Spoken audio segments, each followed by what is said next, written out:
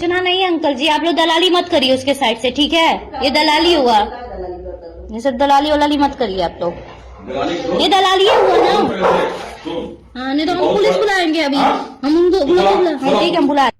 मेरे घर बीजेपी के कुछ नेता लोग आके मुझे सेटलमेंट करने के लिए पैसा का ऑफर दिए जा रहे हैं, जिसमें से मेरे घर आए थे हिमांशु राय, संतोष सिंह और कन्हैया तिवारी जी। ये लोग के घर में बहन बेटी नहीं है, उनकी खुद की बेटियां हैं, फिर भी वो लोग खुद मऊ के होके, इतने अच्छे नेता, इतनी अच्छी पार्टी बीजेपी के नेता होके, वो लोग हमारे घर हमको बोल रहे हैं कि सेटल कर लो, बदनामी होगी, ये होगी, क्या होगी, मैनेज कर लो पैसे लेके कुछ। ये लोग हमें पैसे का ऑफर दे रहे हैं।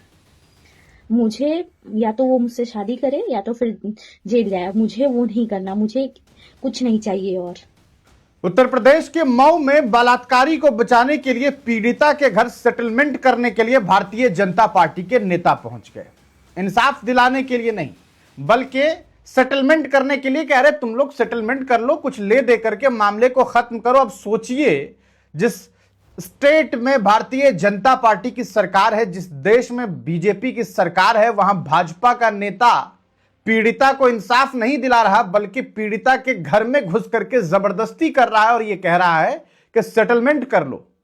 यह हालत है उस स्टेट में, जिस स्टेट में देश के गृह मंत्री आकर के कहते हैं कि यहां तो रात के 12 बजे भी बेटियां सुरक्षित है। वहां भाजपा के नेता बलात्कारी को सजा दिलाने की मांग नहीं करते, बल्कि बलात्कारियों को बचाने के लिए पीड़िता के घर पहुंच जाते हैं और यह कहते हैं कि ले देकर के मामले का हल निकालो। आप इस वीडियो को देखिए, फिर आपको अंदाजा होगा कि किस तरीके से उत्तर प्रदेश में भारतीय जनता पार्टी के नेता ही इस तरह का घटिया कृत्य कर रहे हैं। पीड़िता कहती है उस भारतीय जनता पार्टी के नेता को, और बहुत सलाम है उस बेटी को जिसने उस नेता के मुंह पर इस तरह की बात कर दी। उसने साफ तौर पे कहा दलाली मत करिए। ये कलेजे की बात है कि भाजपा का राज है, भाजपा की सरकार है और भाजपा के नेता को इस तरह की बात कही जा रही है।